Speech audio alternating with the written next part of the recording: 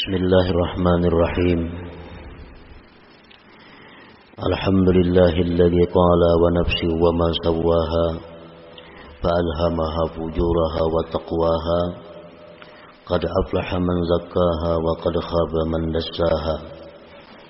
Ashhadu an la ilaha illallah wahdahu la syarika lahu syahadatan man arafa ma'naha. وأشهد أن سيدنا محمدا عبده ورسوله خير الخليقة وأتقاها.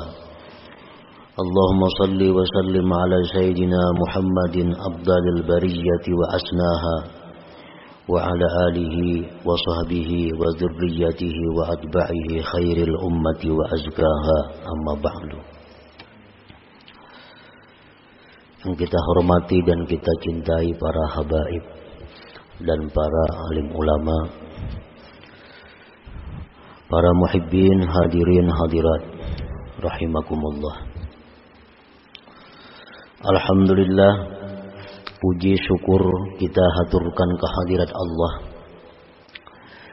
yang mana dengan taufik dan hidayah serta inayah dan anugerah lain yang diberikan kepada kita, sehingga kita malam ini dapat berkumpul bersama-sama di majelis yang penuh berkah dan rahmah ini.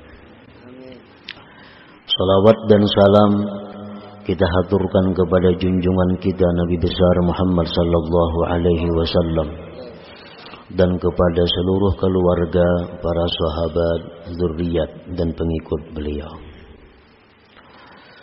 Para muhibbin rahimakumullah.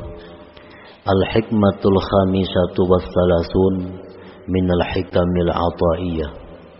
Qala al-imam Ahmad ibnu Athaillah Sakandari rahimahullah wa nafa'ana bi ulumi.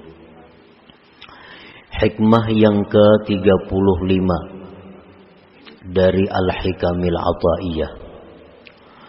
Berkata Imam Ahmad bin Athaillah As-Sakandari rahimahullah, aslu kulli ma'siyatin wa ghaflatin wa syahwatin ar-ridha 'anil nafsi, wa aslu kulli ta'atin wa yaqzatin wa 'iffatin 'adamur ridha minka 'anha, wa la an tashhaba jahilan la yarda 'an nafsihi khairun laka min an tashhaba 'aliman yarda 'an nafsihi. Fa ayyu 'ilmin li'alimin yarda an nafsihi wa ayyu jahlin li jahilin la yarda an nafsihi. Yang artinya bermula asal sumber tiap-tiap maksiat, kelalaian dan keinginan-keinginan jahat, sumbernya adalah riba daripada diri, senang daripada diri, dan bermula asal sumber tiap-tiap taat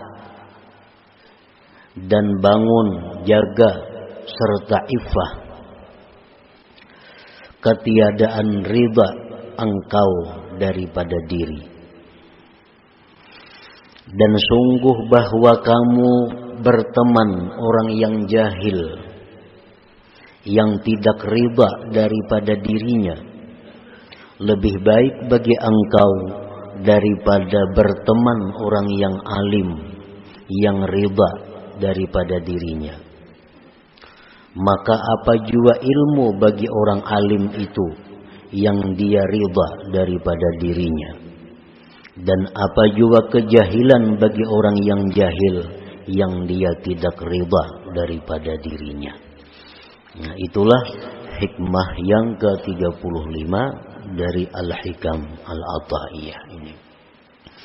Para muhibbin rahimakumullah, maksudnya daripada hikmah yang ke-35 itu adalah istihsanun nafsi wa tazkiyatuha wa i'jabuha aslu kulli ma'siyah wa aslu jami'i sifatil mazmumat. bermula menganggap baik diri. Menganggap baik diri. Menganggap bersih diri. Dan takjub dengan diri. Itu merupakan sumber segala maksiat. Dan sumber sekalian sifat-sifat yang tercela. Kita merasa diri kita ini sudah baik. Kita merasa diri kita ini sudah bersih. Nah, apabila kita merasa demikian itu, maka perasaan itu adalah merupakan sumber kemaksiatan. Dan sumber segala sifat-sifat yang tercela.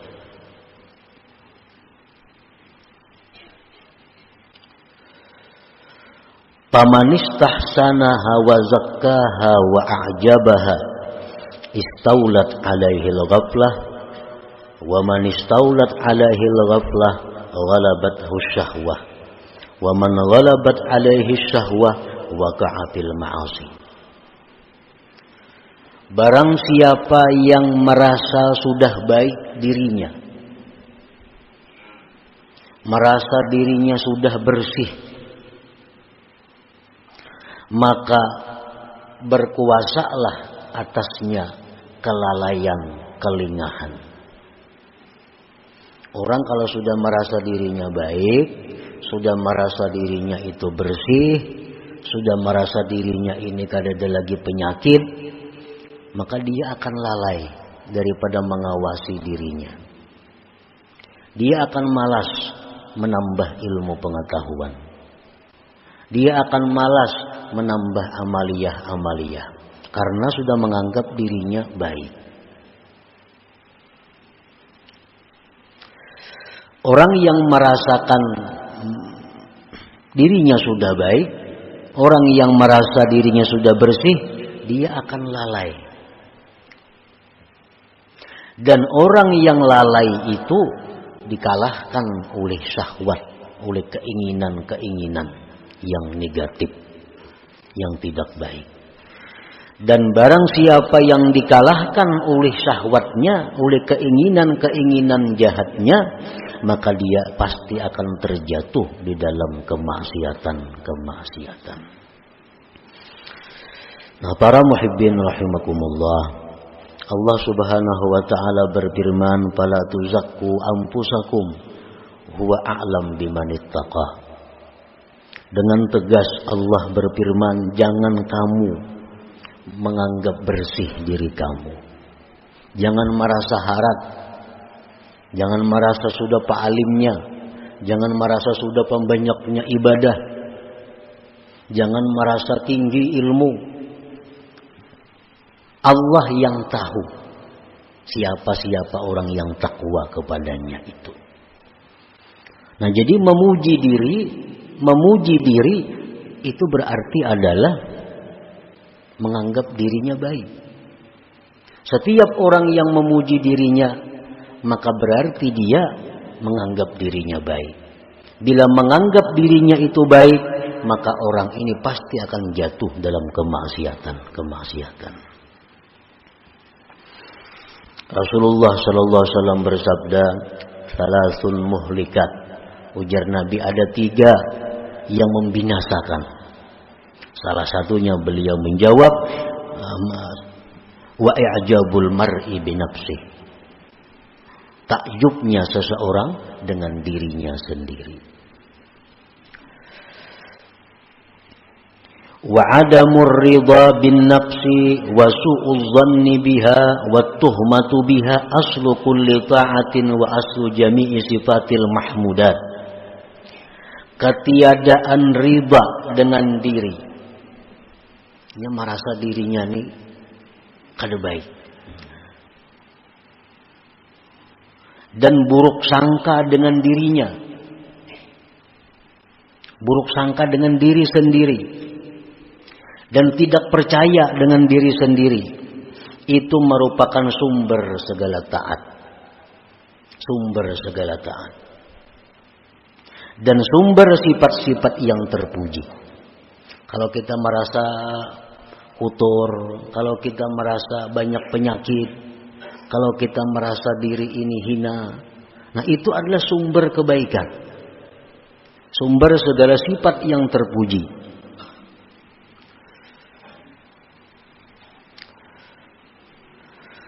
Faman istaqbahaha wa asa'adh-dhanna biha wattahama biha intabaha wa tayaqqaza wa tatabba'a uyubaha wa raqabaha. Barang siapa yang merasa dirinya itu jahat dan dia berburuk sangka dengan dirinya dan dia tidak percaya dengan dirinya, maka dia akan bangun, dia akan jaga, dan dia akan mencari penyakit-penyakit dirinya dan akan mengawasi dirinya. Dan itu adalah sumber segala ketaatan. Nah, para muhibbin rahimakumullah. Jadi artinya bahwa kita ini disuruh memandang diri ini kotor. Disuruh memandang diri kita ini banyak punya penyakit-penyakit rohani. Dan memang banyak punya penyakit. Memang kita banyak punya penyakit-penyakit yang mesti diobati, yang mesti diawasi.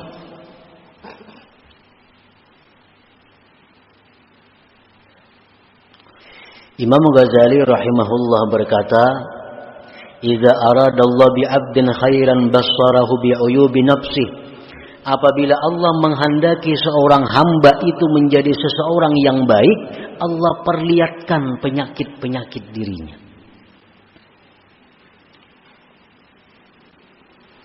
Penyakit kita, penyakit diri kita. Pertama misalnya tulul amal. Artinya tulul amal itu kita merasa bahwa kita ini hidup lebih lama lagi. Kita menyangka bahwa minggu depan kita masih hidup. Kita menyangka diri kita ini bulan depan masih hidup. Kita menyangka bahkan tahun depan masih hidup. Nah, ini adalah penyakit.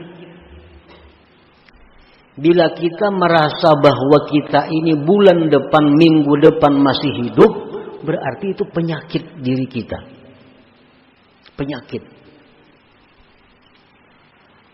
Dan penyakit ini merupakan penyakit dalam yang berakibat macam-macam. Kalau kita merasa masih lawas lagi hidup, satu, kita menunda-nunda tobat. Nah, itu akibatnya. Kayak orang panas dalam, akibatnya timbul sariawan, timbul rakungan sakit, timbul macam-macam. Nah, sama ini. Orang yang merasa bahwa bulan depan, tahun depan masih hidup, satu, menunda-nunda tobat, kayak nagin tobat. Menunda-nunda amal salih, menunda berbuat kebaikan, menunda menuntut ilmu. Nah, ini penyakit. Jadi kalau ada dalam diri kita penyakit yang namanya tulul amal, itu wajib hukumnya kita mengobati supaya jangan ada lagi tulul amal itu. Nah, itu pertama penyakit kita, tulul amal. Yang kedua mungkin penyakit rata-rata kita adalah tamak. Tamak bid dunia wa qanaah bil akhirah. Tamak. Arti tamak itu adalah bahwa kita ini masih merasa kurang. Urusan-urusan harta duniawi merasa kurang. Apa yang sudah diberikan Allah selama ini kepada kita, kita merasa belum cukup. Dan selalu hendak menambah. Selalu hendak menambah. Nang bisa buah hendak dua, nang dua hendak tiga, tiga hendak empat. Nah, ini adalah uyubun nafsi, ini penyakit. Akibatnya apa orang yang ini? Orang yang punya penyakit tamak ini akibatnya banyak akibatnya. Satu, mau mengangkat embunuran. batas tanah misalnya. Di sini mau mengangkat. Nah, ini tamak. Kalau cukup lawan ada. Inya mengejar apa yang dicarinya walaupun dengan jalan yang haram untuk memenuhi targetnya. Nah, ini akibat penyakit yang ada pada diri kita, tamak. Otomatis orang tamak itu kikir karena takutan berkurang. Nah, kikir. Dan itu ada pada diri kita. Jadi kalau kita menganggap bahwa diri kita ini baik, menganggap diri kita ini sudah bersih, menganggap diri kita ini mulia, padahal ada penyakit-penyakit seperti itu di dalam diri kita.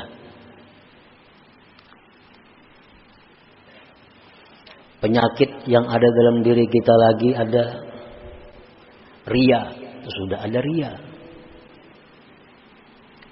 Beramal, beribadah itu bukan karena Allah. Ada juga orang beramal, beribadah itu karena Allah, tapi minta dibalas di dunia. Riya juga. Orang baca surah Waqiah mudahan dapat rezeki berlimpah ruah. Orang membaca amalan ini supaya jadi orang dimuliakan oleh manusia. Orang baca amalan wirid ini supaya dihormati oleh manusia. Walaupun dia itu karena Allah, tapi tujuannya manfaat amalan itu dalam dunia. Nah, ini pun kalau ada dalam diri kita penyakit. Nah, apabila Allah Subhanahu wa taala menghendaki kita ini menjadi orang yang baik, Allah memperlihatkan kepada kita penyakit-penyakit diri kita. Pemarah. Pemarah itu penyakit. Sedikit sari. Kalau marahnya itu marah fillah, itu disuruh. Arti marah fillah itu marah di jalan Allah. Nah, ada orang yang melanggar hukum Allah, dia marah. Melanggar hukum Allah. Ada pemarah ini kada. Kalau ada sesuatu yang kada cucuk lawan inya, marah. Nah, itu pemarah ngarannya. Dan pemarah ini penyakit. Bisa berakibat dendam, bisa berakibat berniat buruk kepada orang lain. Nah, bermula dari pemarah. Orang yang merasa dirinya pemarah itu wajib hukumnya fardu ain menghilangkan penyakit pemarah itu. Sebab dengan adanya marah itu kita dipermainkan syaitan seperti bola. Ditendangnya ke sana, tendangnya ke sini. Dan orang yang sudah pemarah itu berkata-kata yang tidak terukur lagi. Kada tahu orang tua, kada tahu kuitan, kada tahu siapa. Bila sudah marah itu macam-macam. Allah Subhanahu wa taala memuji di dalam Al-Qur'an, wal kazimina al ghaiza, orang-orang yang mampu menahan marahnya.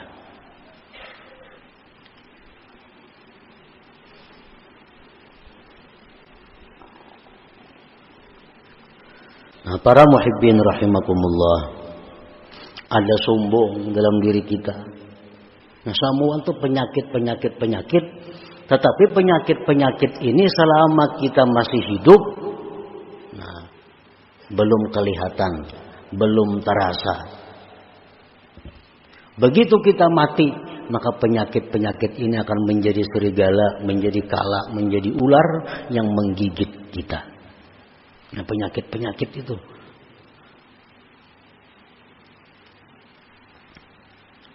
Apabila Allah Subhanahu wa taala menghendaki kita ini menjadi orang yang baik, Allah perlihatkan kepada kita tentang penyakit-penyakit diri kita. Jadi wajib kita ini berubat. Kamana berubat lawan orang yang mengerti masalah itu.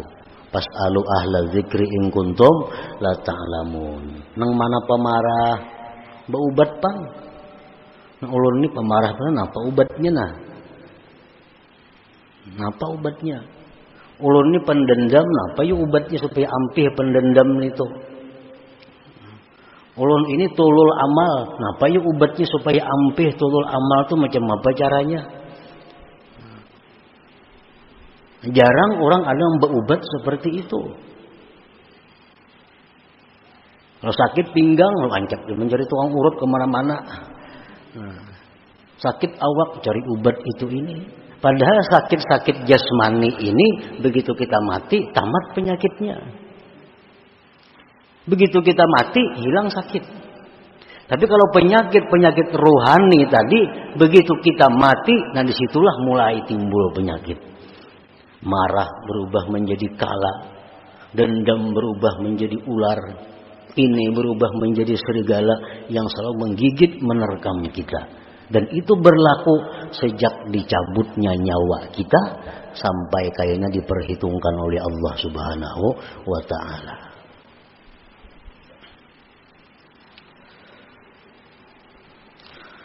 Para muhibbin rahimakumullah.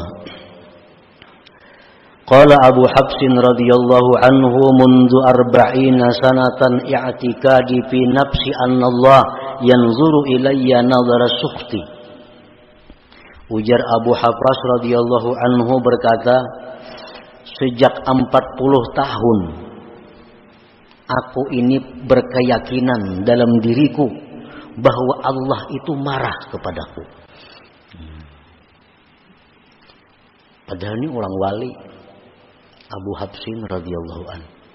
Ujar Sidin, sejak 40 tahun yang lalu aku tuh berkeyakinan dalam hatiku ini Allah tuh selalu marah kepadaku.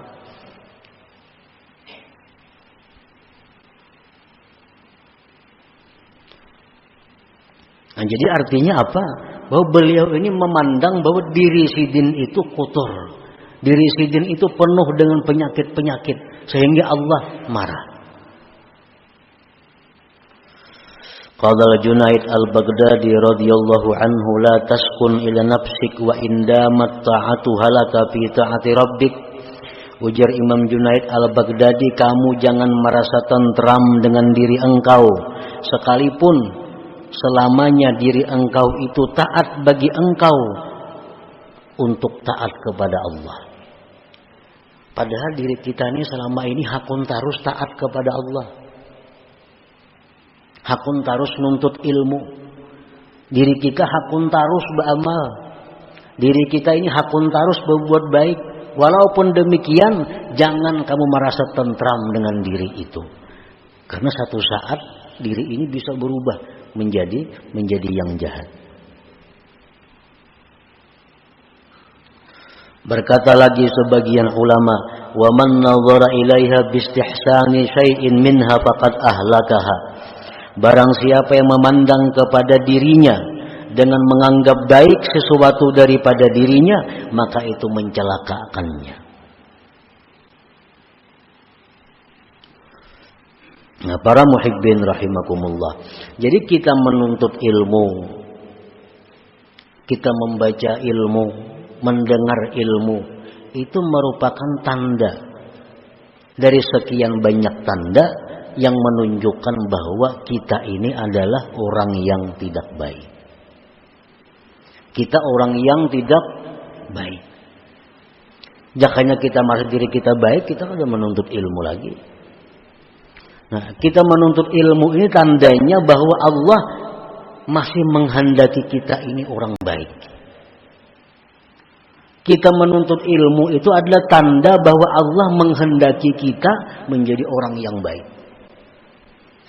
Nah, bila kita sudah malas menuntut ilmu, kita malas sudah mencari kesalahan diri, nah ini alamat bahwa Allah sudah meninggalkan kita. Allah sudah berpaling daripada kita, dan itu tanda kebinasaan kita. Nah, para muhibbin rahimakumullah. Fasuhbatu man lam yarda bi nafsihi walau kana jahila khairun laka wa anfa min suhbati man yarda bi nafsihi walau kana alima. Bersahabat bakawan lawan orang nang menganggap dirinya hina, Kita bersahabat lawan orang yang menganggap dirinya banyak penyakit. Kita bersahabat lawan orang yang merasa dirinya kotor. Walaupun dia jahil orangnya, lebih baik bersahabat dengan itu daripada kita bersahabat orang yang merasa dirinya selamat, merasa dirinya baik, merasa dirinya terpuji, walaupun dia adalah orang yang alim.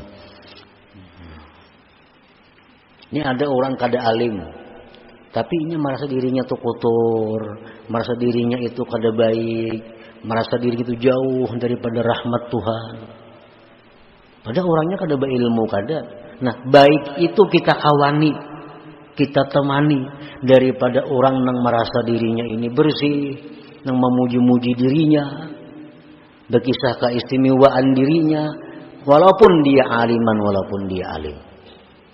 Nah, itu maksudnya tadi an tashaba jahilan la yarda an nafsi khairun laka min an tashaba aliman yarda an nafsi. Nah, para muhibbin rahimakumullah. Jadi kesimpulan yang ada di dalam hikmah ke-35 ini, hendaknya kita adalah mencari penyakit-penyakit rohani kita. Nah, kita cari diri kita ini apa kelemahannya. Mungkin ada tama, ada sombongnya, ada riyaknya, ada bakhilnya, ada dendamnya, ada. Nah, kita cari kesalahan diri kita. Nah, imbah itu hanya kita berusaha mengobatinya. Kita gunakan. Nah, ulunnya adakah ini penyakit? Nah, apa yang bagus amalannya supaya penyakit itu hilang? Pemantang-pemantangnya apa? Karena setiap obat itu pasti 3 hal. Pertama ilmu, yang kedua keadaan, yang ketiga amal. Itu obat setiap penyakit. Ilmu, yang kedua keadaan, yang ketiga adalah amaliyah. Nah, jadi kalau kita selalu riya, apa ilmunya supaya jangan riya? Kayak apa keadaannya supaya jangan riya? Apa amalannya supaya jangan riya? Nah, setiap penyakit pasti diobati dengan 3 perkara itu. Nah, para muhibbin rahimakumullah, selanjutnya hikmah yang ke-36. Ila hadratin Nabi sallallahu alaihi wasallam al-Fatihah. A'udzu billahi minasyaitonir rajim. Iyyaka na'budu wa iyyaka nasta'in. Ihdinas siratal mustaqim. Shiratal ladzina an'amta 'alaihim ghairil maghdubi 'alaihim waladdallin. Ya Allah biha, ya Allah biha, ya Allah bi husnil khatimah. Ya Allah biha, ya Allah biha, ya Allah bi husnil khatimah.